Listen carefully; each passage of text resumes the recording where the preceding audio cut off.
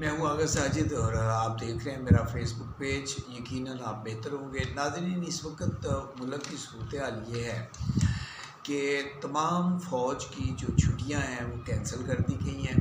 فوجی جوان مکمل طور پر الرٹ ہیں اپنے وطن کی حفاظت کے لیے، وطن کی سالمیت کی حفاظت کے لیے بالکل چوکس ہیں۔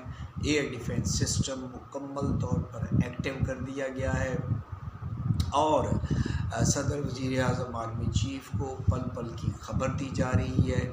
ملک میں جنگی اور ہنگامی صورتحال ہے، اس میں کوئی دوسری رائے نہیں ہے۔ اب یہ کہنا کہ انڈیا کوئی حملہ کرے گا تو انڈیا کے بارے میں یہ کہ وہ بارڈر پہ کوئی حملہ کرے، اس کے بارے میں بہت کم چانسز ہے۔ ہاں، صرف یہ کہا جا رہا ہے کہ وہ کچھ پوائنٹس کو ہٹ کر سکتا ہے، جیسے کہ سننے میں آ رہا ہے کہ وہ حافظ سعید صاحب اور مولانا اظہر مسعود صاحب کی جو رہائش گاہ ہے ان کو نشانہ بنا سکتا ہے مرید کے میں، تو وہاں پر بھی ایئر ڈیفنس سسٹم مکمل طور پر ریڈی ہے، ایکٹیو ہے۔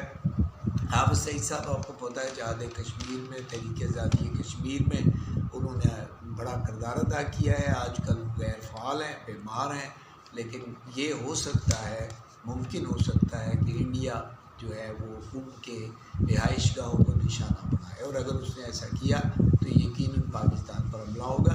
لیکن اس کو شاید اس بات کا اندازہ نہیں ہے کہ اگر ایسا ہوتا ہے تو پاکستان انڈیا کو ایک ایسا سخت جواب دے گا جس کی اسے توقع بھی نہیں اور وہ سوچ بھی نہیں سکتا ہے۔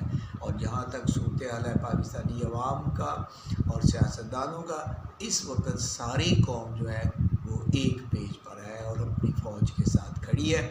ایک خوشخبری یہ بھی سننے میں آ رہی ہے کہ چونکہ آج 29واں ہے ان کا، 29 سال ہو گئے تحریک انصاف کو، تو یہ بھی سننے میں آ رہا ہے کہ ہو سکتا ہے کہ خان صاحب کی جو رہائی ہے اس کے بارے میں بھی کوئی خوشخبری قوم کو مل جائے۔ یہ صورتحال چل رہی ہے، چیف جسٹس صاحب سے اس کی بہن کی ملاقات ہوئی ہے، فوجی کوئی ریٹائرڈ جرنیل ہیں ان کے بارے میں بھی خبر آ رہی ہے کہ ان کی خان صاحب سے کوئی ملاقات ہوئی ہے، تو ہو سکتا ہے کہ یہ بھی ایک اچھی خبر پاکستان کے لوگوں کو سننے میں ملے۔ اس کے ساتھ اجازت دیجیے گا، اللہ حافظ۔